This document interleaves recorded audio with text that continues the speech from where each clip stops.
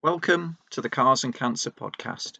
My name's Aid, and as usual, I'm joined by Darren and Andy. But this time it's a little bit different, as Darren's joining us from, well, you'll see where. Enjoy. Whereabouts are you on holiday, Darren? Rotti. Where?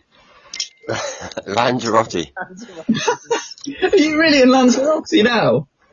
Yes, I am actually, yeah. I'm just sitting on our balcony, just looking across at the swimming pool. It's dark now, the same as it is in the UK, but Yeah. it's nice and warm. I'm just sitting outside in a pair of shorts and a t-shirt and just talking to you guys. I've got my dressing gown on, I've not got my shorts on. Oh, fair play, Darren. That's brilliant. Yeah, enjoying it, really enjoying it. And I've had a few problems with the internet on here because it's quite poor where we are. You can go down by a pool bar and you get a better signal in there, but when you come up to here, the signal's not always that good. Yeah. And I kept losing the signal the other day when I was in here. So I said to Jack, I might have to just send a message to Aid if I can't stay on it and just sort of come out, you know. No. So I won't be able to join it, but no, this is great. It looks like it's all going to work. Oh, if anything, Darren, you sound clearer now than you were when you were back at home. Right, it must be maybe it's just a little room that's in the house that I do it from. Yeah. Because I'm sitting like completely outside now. Your voice is quiet, so I have to hold the phone closer to hear you sometimes. Yeah. But I'm not losing the signal. It's not missing words or giving you that broken language. No, it's all going good, mate. So I'm really pleased that I managed to get back in touch. Oh, well, I'm glad we've all managed to get together. Yeah, so I gave you an update a few days ago, didn't I? That the count we're at now, we've had 45 views. So 45 unfortunate victims have endured our waffling. And we've got 3 subscriptions. Right. Yeah. Oh, that's good, isn't it? Yeah. So people subscribe to any more then? Yeah. Yeah. Well, that's good. That is really good. It's not quite ready for us handing in our notice just yet. But it's nice to know that some people out there have listened to it, and because people can put comments on YouTube, nobody's put anything nasty, so it can't have been that bad. Comments have we had, Aid? We haven't had any. Oh, we've had one. We've had. Strange. Can't Yeah. do on them there, just for the sake of it. Yeah, we've had one comment from my brother, or my stepbrother, I think the technical term is. He had a listen, and he was saying he enjoyed it, and it was good that we were talking about cancer, and just made out that, and just told us that the signal wasn't too great on the second episode at the start, and I think that was my Wi-Fi that was sort of playing up a bit, really. But hopefully, as time goes on, we'll get the hang of this, and we'll make a better job of it. So yeah, so 45 views and 3 subs. So which is good to hear, which is great. Oh, bro. Yeah. Yeah, it is. Yeah, very good, very good. I want to have a bit of a moan if I can, gents. I'm going to call it my Monday moan. I know I passed my driving test a long time ago, but there seems to be this new wave of driving where if you're following the car in front and they're braking, and you say you're coming up to a standstill, cars that brake, they stop and then they crawl forward. I don't know if you're noticing it. It might just be local to where I am, but it's doing my flipping head in. I don't know if it's this new DVLA way of driving or something, or I'm just surrounded by buffoons. But there just seems to be this case of just braking, and then you think, right, I've stopped, and then they crawl forward. And have you noticed it, or am I just on my own here? Yeah. Does that mean like normally when you brake, and then you come to a stop and you don't need to crawl forward, that kind of thing? Yeah, but they stop. That's how I'd do it anyway. Not anchor up at the last minute, just brake, and then stop. No, they brake, so you think that you've stopped and that's it, and then they crawl forward a bit more. And you're like, I've just stopped, so why am I crawling forward? Why didn't you just go up to this space in front and stop?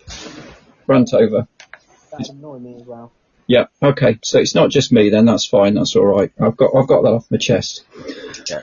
Yeah. I feel No, better. that's okay. And also, I Jen, did just lose you a bit there, Aid. did you? I'm just getting the odd word coming out like a Derek. Oh, okay. No. If it struggles, if the signal gets too bad, I'll let you know and say that I won't be able to carry on. I did hear you most of it. I just got little bits of it, like, you know, so I did manage to follow it still. Okay. Can you hear me okay, Andy? Yeah, fine. Cool. It's just you, Darren. I'll blame you. It's fine. We've got a email address, gents. Have we? We have. Say that again, Aid. We've got an email address.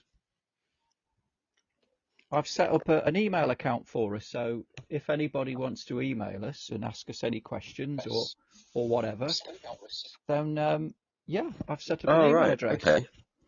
It's imaginatively called carsandcancer@gmail.com.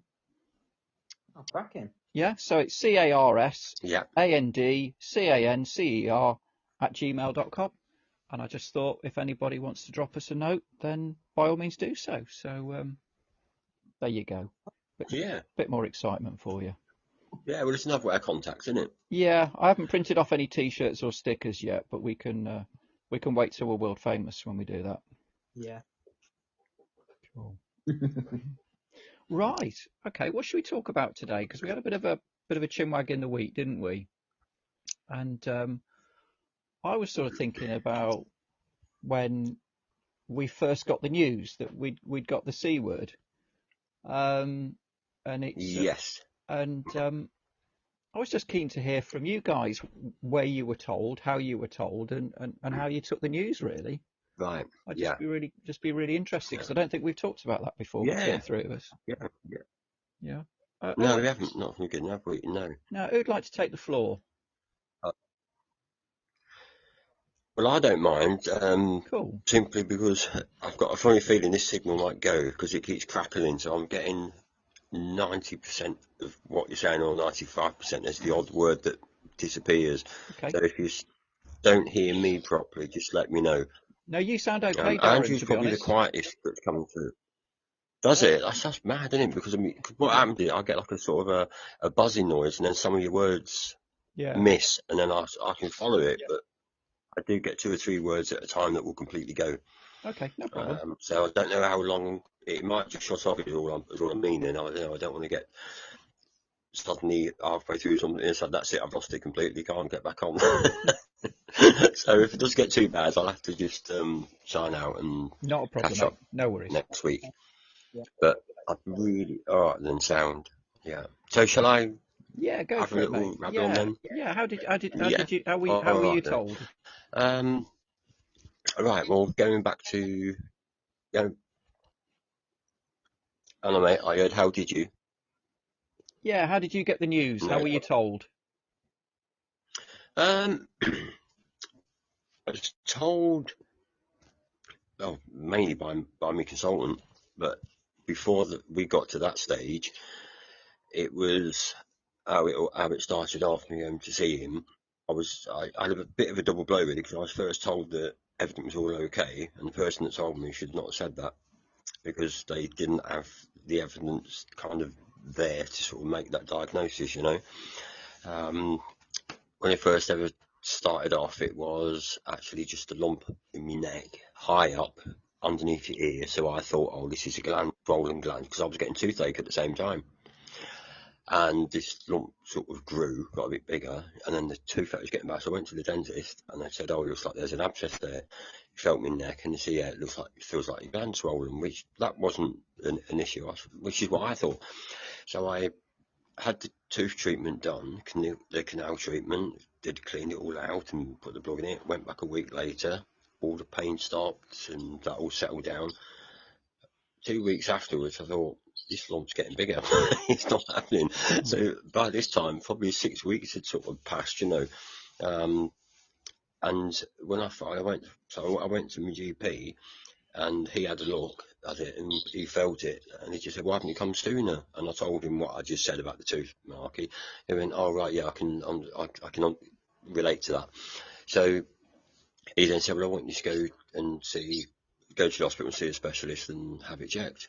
And that sent sort of your panic buttons going, didn't it, really? And so I went up there, had the usual sort of checks, and that he sent me to have just a scan up at Stoke Hospital. This chap put the jelly on my neck and he had a look through it and all that, and he said, oh yeah, it's a cyst, we're going to draw some off. So they drew the fluid out the cyst and just said, oh no, that's fine. He said, it's just a cyst, it's just fluid. So I was like, I come out, I said to Jackie, I said, sound Jack, no problem. I said, it's fine, there's nothing wrong with it. And I was buzzing. Went back to work. A week later, had to go and see the consultant. He said, how did you get on? I've got your notes here, like, was everything okay? And I went there, I said, yeah. I said, he told me that everything's all right and it's nothing, it's a cyst. He said, well, he shouldn't have told you that. That's what my consultant said. He said, we shouldn't have told you that. So I was like, hold on, what's... That completely threw me, that did. And he said that we want to have another scan because it's not clear that it isn't anything. Yeah. So I don't know what happened about him, whether he was reported or anything was said, I do not know. But then I went for my scan, and then it came back. I had another meeting. I went down there, and he said, "There's we can see the cyst, but behind the cyst, they call them hotspots. You've probably heard that with scans? Yeah, it's not on Strike It Lucky then. Oh, unlucky, mate. No, and that's what it is, unlucky. I just get the unlucky one of it, damn. And it's, no, don't quite, not as good as that. No, okay. So it just went on there, and he said we can see something there, and it's coming up as 0.8 or something. I think it goes 1 to 10, and it's coming up at 0.8 or something like that. And I thought, hold on, I had this with my son, so I know what 0.8 means. Okay. It was like 0.3 or 4, and it was not good. Straight away I come back, and I was kind of like, I said, that's it. I said, it's cancer, isn't it? And my wife was trying to be very helpful and sympathetic. So we don't really know that. I said, I did know, and you do. You get this feeling. That's it. So that's how I came about knowing. I went back there, and he had a look, and he said, yeah, there was something there. Then he went to operations, tonsils out, biopsies, and that's how I finally found out it was definitely what it was. In another meeting, another couple of 3 weeks back, and it all happened so fast once I first went to the hospital. I couldn't believe it. So, I mean, how did you take that news? I mean, how did you feel? I was absolutely sort of, devastated, really, if I'm honest with you, because I kind of walked out of one room only a matter of 2 to 3 weeks before being told everything's okay, which was the wrong thing to have said, and then suddenly found that the rug was pulled out of my feet. No, it isn't. It's worse than that. It's like this, and this. And to be told where it actually was, I was like, Jesus, what happens next? No, my head was just spinning. I just wanted to get out of the room. Because when I finally went over there, I walked into the room at Stoke, and there was a lady that turned out to be eventually my first port of call, which works with me consultant, and then there was these other the 2 consultants, and then they started going on about the radiotherapy, and this one's going to be doing the operation, and this one's going to be taking. It was just too much. If I'm honest with you, too much to get in. And Jackie was nearly in tears and saying, "Are you sure this can't be right? Are you sure he's not made a mistake?" Yeah. So yeah, horrible. Yeah, the feeling was just dreadful, really. Yeah, and like you say, once you get that diagnosis, it happens so quick. Yeah. Wheels go in motion ever so quickly. Obviously we've never experienced anything like it, but you think like, that's right. Hang on a minute, 2 weeks ago I was doing this, I was just sitting at home watching telly, and now I've got this treatment mapped out for me. I'm prepped for operations and all sorts of stuff, and you're thinking, what the hell's going on? I mean, and I think from that moment, your life's not your own anymore, is it? No, it's not. You're not in charge of anything. And that was the real hard thing. Every time I was saying, well, I'm going to do this, and someone was standing in front of me, they'd be shaking their head the other way. Yeah. What are you saying no for? Yeah, you're with us now, matey. You do as you're told, and that kind of thing. Yeah. Yeah. I mean, what about you? What about you, Andy? I mean, I know you've been told 3 times, so Christ, bloody hell. But I mean that first initial time you were told, can you Yeah, remember? so it was, well, it was 10 years ago, so 2012, wasn't it? Yeah. We were staying with Kelly's dad and stepmom, about 6 miles away from the house that I'd sold. So we wanted to save for a bigger house. So, you know, I was fit. I got my own five-a-side football team. Used to do that every Tuesday, and you know, I wasn't like I'd got a brain tumor. I was just like really fit. Everything was going good for me. Yeah. So we moved into there, and we were there probably 3 months. So, and I remember waking up one early morning, and there was like 2 ambulance guys over me asking me questions about who the Prime Minister was and what day was it yesterday, and I'm like, my God, what's happened? I was going to say, I'm glad they didn't ask you this year because nobody has a clue, do they? Oh, no. Sorry, Andy, I didn't mean to do that. But No, it's fine. So I'd had a seizure. Oh, God. So they took me to Telford Hospital, checked me all over, said everything was fine. So then I come back home. After a couple of days, my mum Andy, said, was you at home when that happened? no, I was at my father-in-law's. Oh, you wasn't outside and No, just because flew anything? I'd sold my house and then moved in with Gary whilst we saved for a bigger house. Right. Because it was on one of the, when houses weren't selling and we sold our house, we couldn't find the one we wanted to buy. Right. So So you're just in their house then? You're just you're minding your own business? in And my you own have a business. seizure? I have a seizure just like that. Oh, So yeah. a couple of weeks went by and Mum was like, I'm not happy with what Telford Hospital said. If you're having seizures, there'll be a reason. I said, oh no, there won't be a reason. Said there will be. So my mum paid for me to go and see a private doctor. So I went to see I couldn't tell you his name now. I went to see this private doctor and he booked me in for a head scan. So I went for this head scan. Nothing was unusual. Went for it. Come back out, went to see him again. And he said, you've got a brain tumour. I was like, really? He said, yeah, it's about the size of a golf ball. I was like, oh, God. Wow. And my mum and Sally just obviously started crying and that kind of stuff. But I come out of there, the place where I saw him, and I just didn't even know what to say. My whole work, like you said, none of your options after them are yourself, are they? So you can't. No, and it's like a numbness, isn't it? Oh, it's like a You have this numbness in your body, and your senses are not functioning properly. You're thinking of everything, but thinking of nothing at the same time, if that makes sense. It's just That's what I was scrambled. going to say.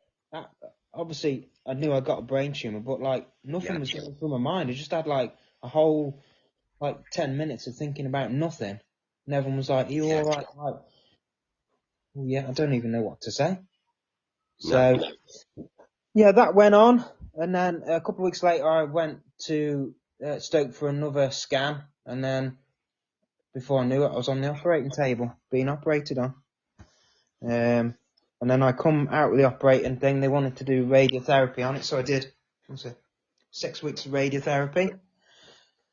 And then it went to 2016, because I was having scans every 6 months. They called me into the office, said it's come back, and they need to do another craniotomy on me. So they did all that, and I was out of hospital within a couple of days. I had chemotherapy after that, and then I was away.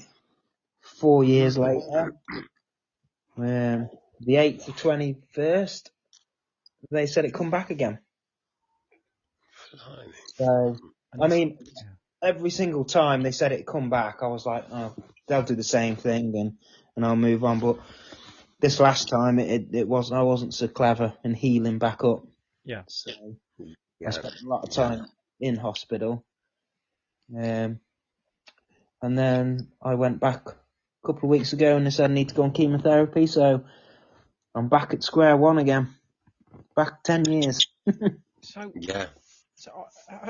how does it work then, Andy? So you had a brain tumour, so they would have removed the tumour. Yeah.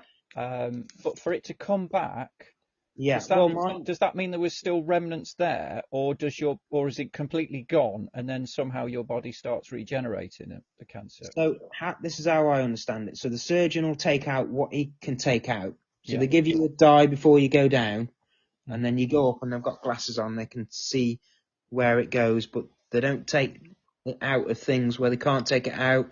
Take it out as near as they can, and then you go on chemotherapy or radiotherapy after to clean it all up. Yeah. So this last time, Right. it Yeah. took me a year for my head to heal up. So they Okay. said because of the scans I've been having over that year, they couldn't see any signs of the cancer.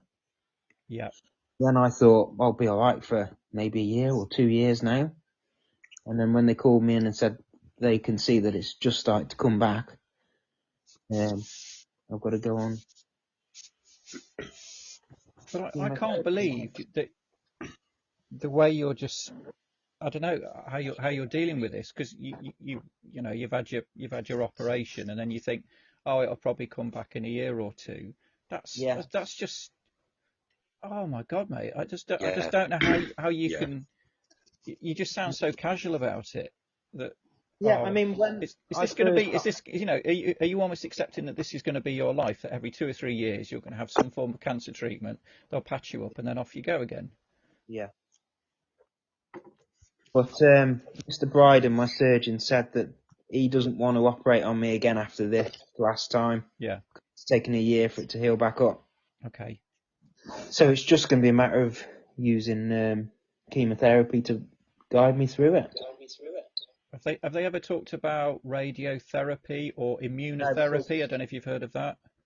no, because obviously I tried radiotherapy the first time. That's what damaged my skin. That's why it wouldn't heal up. Gotcha. So that's why I had to have Yeah. a skin graft over the top of where they put the plate. Yeah. God. So yeah, from when I got told in 2012, I was 29.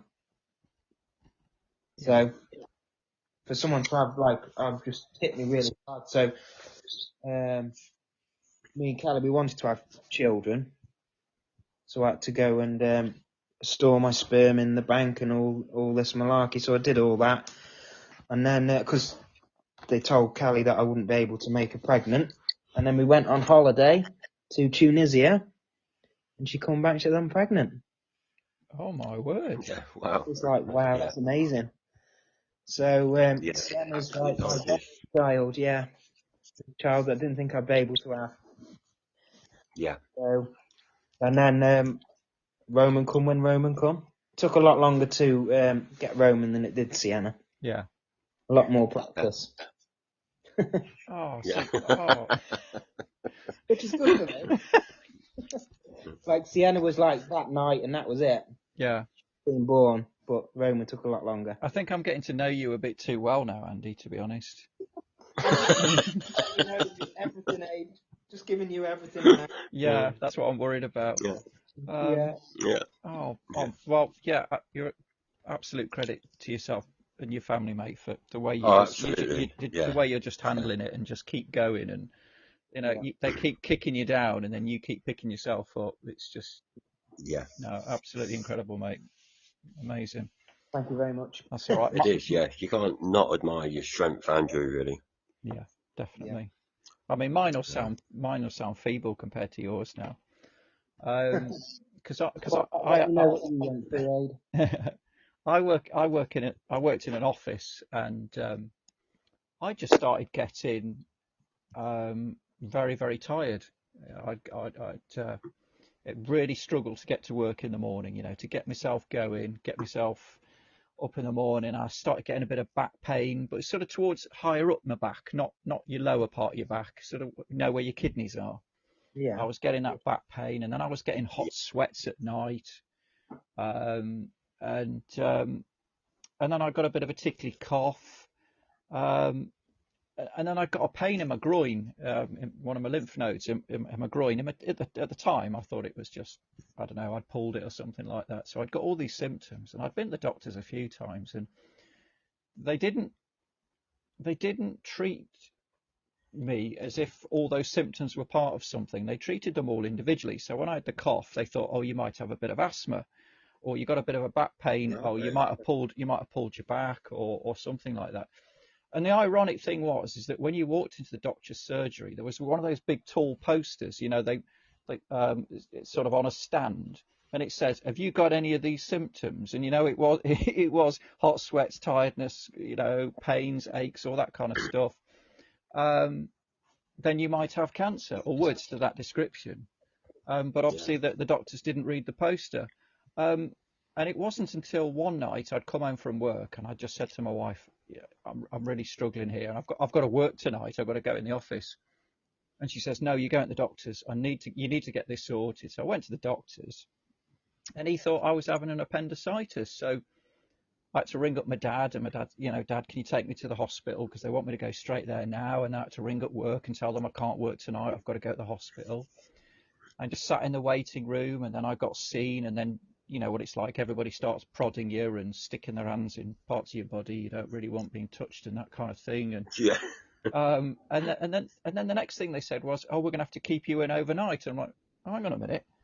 A couple of hours ago, I was meant to be working tonight, and now I've got to spend the night in a hospital.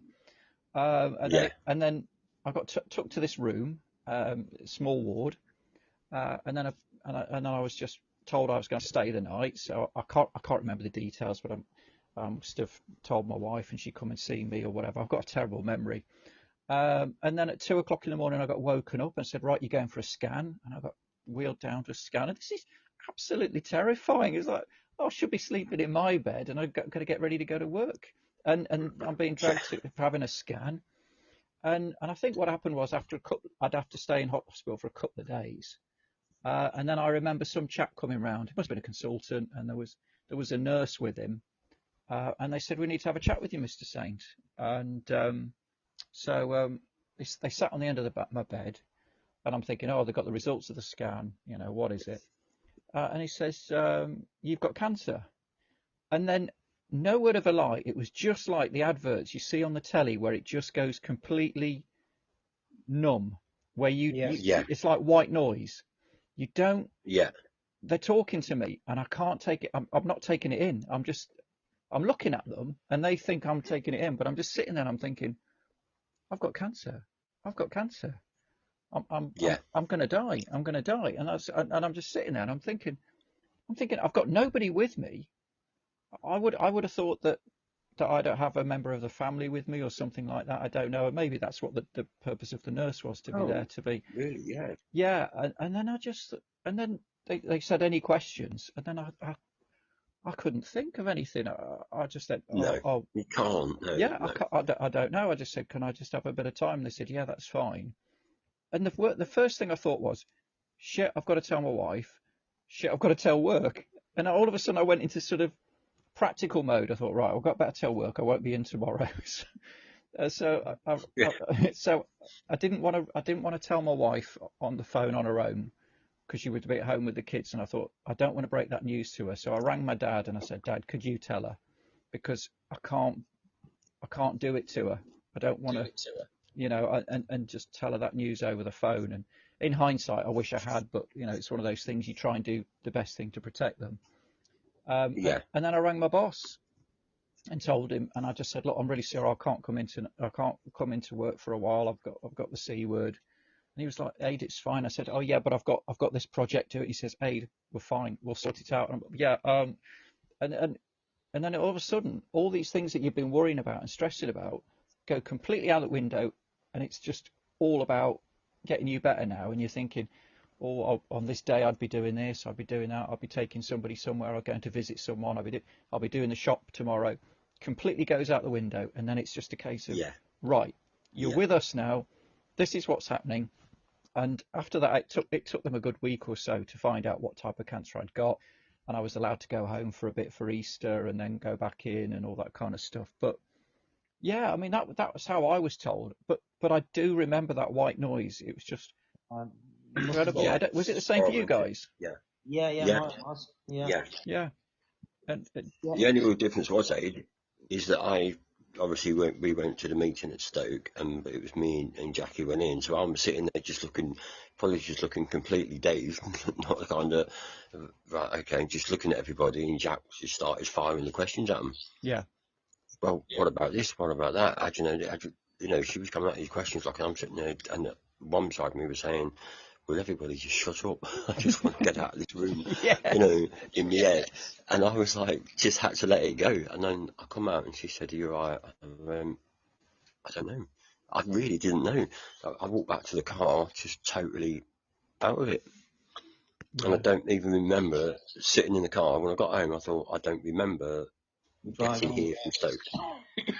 I don't even remember the journey. Just totally, completely gone. Yeah. But to do that on your side, that's almost like everybody looked at the least what it could be, and nobody jumped straight ahead and like went to the worst scenario. Like with me, my doctors just thought, no, that isn't right. Boom, straight to the top with a ladder. Yeah. Let's find out what this is, and we work backwards. And it sounded a bit like that with you as well, Andrew, didn't it? You was just put straight on that, you know. As soon as that was right, straight up there, boom, gone. And it was like mad. It's on the back burner all the time, it sounds like, Ade. Yeah, it just took a long time for them to actually stumble across it. And I'm so grateful for that day I went to the doctors, and when my wife was saying to me, look, you've got to go. And I was thinking, oh, I'll be all right. It'll go. It'll be fine. You know, that typical sort of, oh, I'll crack on. And if I hadn't have done that, you know, I mean, I don't want to be too dramatic, but when I got properly diagnosed, I didn't know at the time, but my wife was told that I'd got 6 weeks, and that was it. You said Yeah, before. 6 weeks. I mean, I didn't even ask. I just said, just do what you got to do and get on with it, that kind of thing. But she wanted to know, so she knew the whole time. And you're thinking, what if I hadn't have gone that day? What if I, you know, what if it was the situation it is now, where it takes you 2 weeks to get a doctor's appointment? What if that had happened then? Then I'd be further down the line, and would they have been able to treat me? So, you know, I was so lucky that I went, and even the doctor completely misdiagnosed me and said I got appendicitis. You know, if he hadn't have misdiagnosed me, I wouldn't have gone in, and you know, I wouldn't, you know, I don't know where I'd be now, kind of thing. So, but I have to say that when you're in the system, and you mentioned this, Andy, that it just happened really quickly. Once the NHS, you're in the system and they know what they're doing.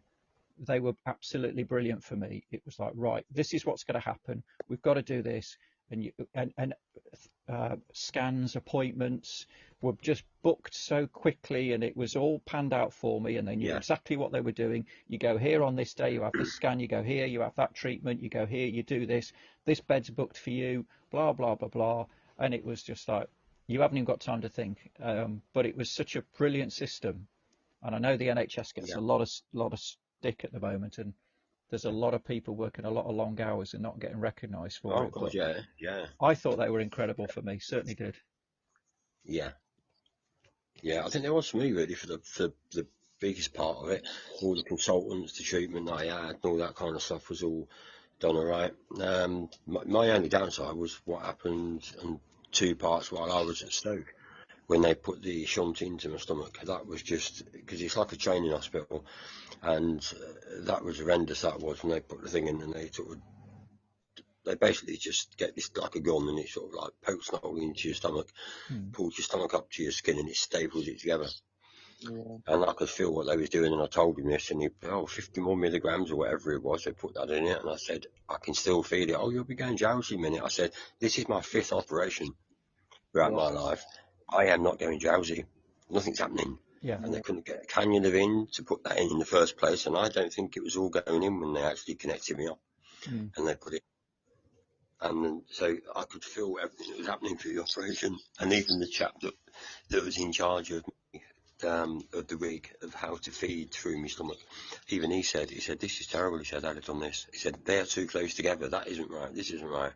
And he said, he went upstairs, and he was a French chap, he went upstairs to the department, and he just went absolutely mad. He went up there, and I had no end of problems with it going through that. And after the operation, they went on to this ward. It was like watching a bloody horror film.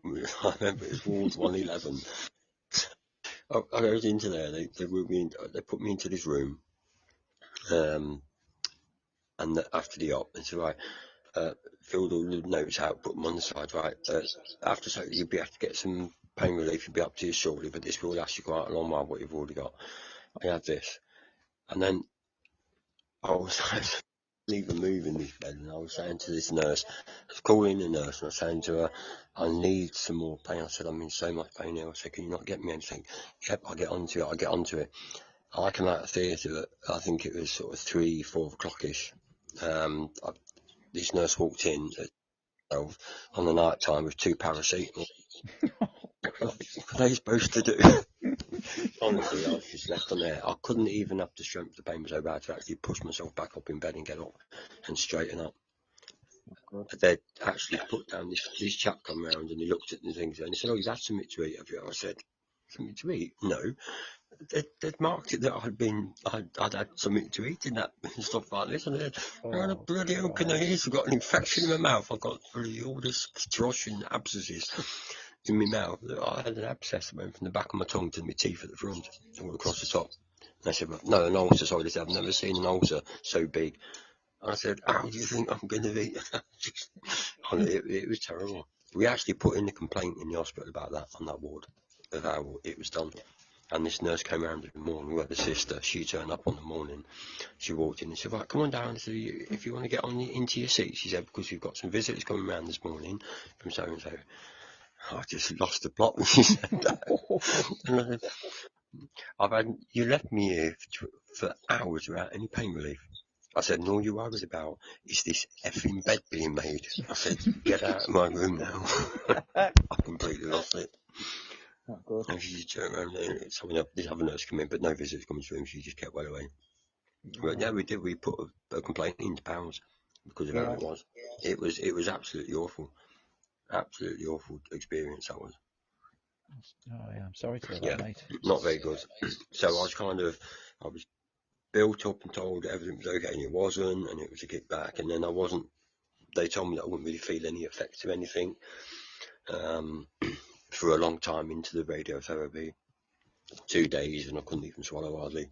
So I felt like everything I was told was wrong, and I'd been told the worst scenarios, so I knew what was coming. But yet, the actual nurses that looked after me and that individually, absolutely superb. And my first port of call nurse, and this one nurse, Evelyn, her name was, she's absolutely brilliant. That was at Stoke, and I think she was sympathising in a way with me, really, with what was going on, because you could see it wasn't right. And then this chap that was in charge of all the radiotherapy, when he came up to the ward, he was doing his rounds. Oh, I just thought I'd pop in down and just see how you're doing. He said, I know you've been, obviously, because you've seen me all the time to help me clean and stuff like that in my stomach. And he came up to me and looked on there, and he picked up my sheet for me medication that I was on. He went, oh, for goodness sake, I said, why are they giving you these? No wonder you're feeling so bad. That doesn't go with that. He went to her and he slapped it down on this desk at the end of the room. There's 4 of us in this room, and he slapped this chart down at his nurse. He said, why are you giving them? I have told you he doesn't have that tablet with that tablet. They always give me tablets for doing Benadryl. Yeah.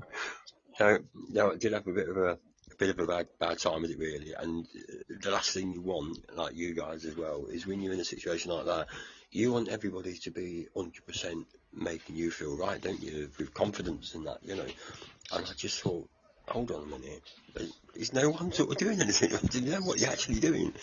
You come around and say to me, what tablets are you on today? I'm like, hey? I can freaking out. Which ones do you want? Yeah. I'm like, get me out of here. I had no connection. My phone wouldn't bloody work. I was trying to phone Jack and say, come and get me. I've got to get out of here. It's a madhouse. And 2 weeks to get out of blue bed anyway. and it was, you're laughing about it now.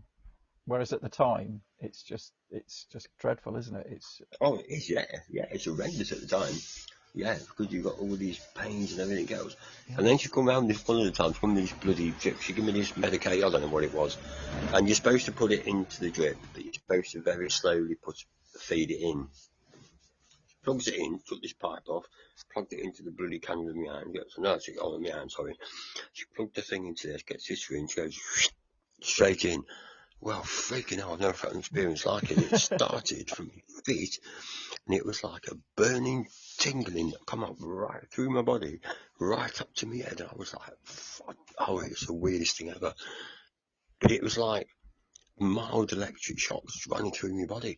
And I was just keeping up with this lesson. What's happening? Oh, it was horrendous. And he come round and said, oh, you've had a reaction to that thing in there, so let's put something else in to sort of get rid of it, if you like. Oh, no.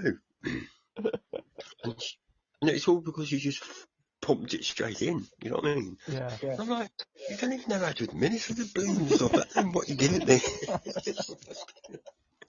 But yeah, laugh about it now, but at the time, no, it wasn't good. Oh, well, maybe I could cheer you up. So I've been on the Cars and Classics website, because if you remember last week, we talked about your dream car. Yeah. Yeah. So when I get the money, and I need a lot of money, I've had a look to see what I could buy you. So Andy, there is a 1991 E30 M3, looks absolutely immaculate, for 63 grand. Oh, get in. 63 grand. Yeah. So Yeah. yeah. That'll do me, eh? Is that all right? Is it? Yeah. Yeah, no, that is it red? It is red. Yeah. That's beautiful. Yeah. Yeah, that'll do. Okay. I'll get in touch with the seller then, and I'll just say that if he could just hold it until we get the finances. Yeah. I've had a look for you, Darren. Go on, mate, what you found? I found a 1981 Rover SD X Patrick Motorsport. Does that mean anything to you? Patrick Motorsport? Yeah. It says price on application, but it says 125 grand, and I don't think that's right, surely. So, I don't know. This thunderous X Patrick Motorsport SD3 will be familiar to anyone who's followed historic racing in the last few years. So, That's mad. but that's 125 grand, so I'll have to buy you two E30s, Andy. Is that all right? Yeah. Yeah. And I've picked the bargain of the bunch, so I'd like a Subaru Impreza. Well, that is nice, that is, mate. Yeah. Go on, what have you got? A Morris-Ital? That's all the change I've got left. Yeah. I'm looking at a Subaru Impreza UK 2000, not the fancy one, just a UK 2000 4-door, 40,000 miles from new, 17 grand. There you go. That'll do me. Yeah. Wow. Yeah. Yeah. So that, well, we got 17 grand, 125, and then Andy, you're going to want two, aren't you, Andy? So that'd be another 125. Yeah. So I need £267,000, and we've all got the car we wanted. Is that all right? That'd be busting, mate. Yeah. That'd be busting. So, I think you need to do the Euro millions tomorrow. Yeah. Who's the Friday, mate? Absolutely. Yeah. The Rover still has a brown dashboard, which looks very fetching. Yeah. Brown dashboard. It's even got the brown door cards. Yeah, very, very fetching. So where's that? Where is it? Has that been kept out of the way for God knows how long? I don't know. Look, it looks really tidy. Just hidden away after it is. Yeah, 125. Right. Bloody hell. Because when I was at the show last week at the NEC, there was an XJS up there, a black XJS, and some bloke had bought this when it was new, right? Taken it home, stuck it into a heat-controlled garage, and only took it out for the rest of its life, up till the present day, just for MOTs and a run around the block to make sure everything was still working on it. It's done 100 miles. Bloody hell. It's ridiculous, isn't it? I mean, what we all say about cars is they should be driven, you know? Yeah. And like that, yeah. But this car, 100 miles, and it actually broke the record for 100,000. You have to say that bit again. At the bit again, Silverstone Darren. auctions on the Sunday. You broke up a little bit then, Darren. 131,000. 131,000 it went for. Yeah, 131,000 broke away. Oh, you could have bought your Rover with that then. But yet the car's never been used, you know? That's it, innit? If I had one of them, if I just bought one of those when I was about 6 and stuck it in my dad's garage, Dad, I want that back. Let's just this time. Yeah. So most kids at your age want a Scale X trick or an Airfix kit or Subutio or something like that. You're like, Dad, I want a full-size Jaguar XJS. Yeah. Yeah. Imagine that, can't you?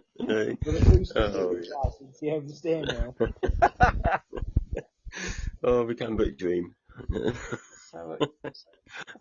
So just 260 odd grand. The nasty one, the test that went in twin plenum. Yeah. And it sold for, I think it was 17.5k. Oh, I could have got you that instead. I would have saved a few quid. You would have, wouldn't you? Yeah. Yeah. Yeah. You'd have had enough money to come through me this week, wouldn't you, mate? Yeah, absolutely. Oh dear. Brilliant. I'm just conscious of the time. I'll probably wrap it up shortly because last week's went on a bit longer because I put it into 2 parts and stuff like that. But it's probably my fault, late starting last week. Yeah, it is your fault generally, Darren. We just find it. Yeah, I've got broad shoulders, mate. I've got broad shoulders, mate. What's that, Andy? And Darren was buying his canoe and his saddle, wasn't he? Yeah. Oh, you were getting it for your holiday. That's what it was, wasn't it? Oh, you want to see me going along on the canoe on these waters? It's ever so still out of the seas, you know. You can paddle for miles, lads. What's the temperature in the day like? What sort of degree? In the day, it's probably, I don't know. Today was warmer than yesterday. It was probably about 26, 27 today. Wow. We had a little bit of a cooler weekend. We're like 6 cooler weekend, aren't we, Aid? We are, yeah. I find that fascinating. For the sake of 2 or 3 hours away, you can be in a completely different climate. It's incredible. Yeah. Well, I said that last week here it was absolutely scorching, and last Monday I think it was, someone said it was about 37. It went ridiculous, and then it's come back down again. So it's back down to where it normally is, sort of mid-20s this time of year. Oh, that sounds lovely. That sounds bearable. It sounds like you can actually go out and enjoy. Oh, it is, yeah. It is. It's brilliant. Yeah, just a nice sort of chill out just before we come back to the really bad wintry weather in our country, really. Yeah. When do you come back then, all Darren? day, Darren. All day it's been raining. All day. Yeah. All day. Yeah. All day. All day. See, you can't imagine it when you're somewhere else, can you? And it's even like snowing it. You can't imagine what snow's like or how like it is when it's really cold. It's like I'm still sitting outside just in a pair of shorts and a t-shirt, and it's not like it's like mega early, is it? And it's for this time of year, it's just a bit nuts. Yeah, it's incredible, bizarre. Oh, so but it's good. Yeah. So when do you come back then, Darren? I'm back on Friday. You're back on. Yeah, I've only come for a week. Yeah. Oh. Did anybody see the football score today? Yes, I watched it, mate, in the pool bar. Yeah, I watched it as well. Did you? Oh, good. Yeah. Game. Yeah. Game for England. Yeah, I did. I watched it. Yeah. I'm not a big football follower as a team, but we follow England. I always follow the country play. I always watch them games, but I don't pick a team out in the year. I'm not like a Man U fan or whatever it is, Everton, and just follow it and know all the players. But, I know what they should and shouldn't do, so I don't mind watching it. But it was quite a good atmosphere, really. It wasn't overpacked from where we was, you know. Everyone was okay watching it, and you only got one person in there that was like every time someone did something that weren't quite right, they was the biggest waste of space with more swear words than you can imagine, you can get, really. And then the next minute, he was the best thing since sliced bread because he scored. That sounds like football logic, that, doesn't it? Yeah, you got it, mate. I thought, I turned around and looked at him, and Jack said, I bet he couldn't run the length for this bloody bar, let alone run down the pitch.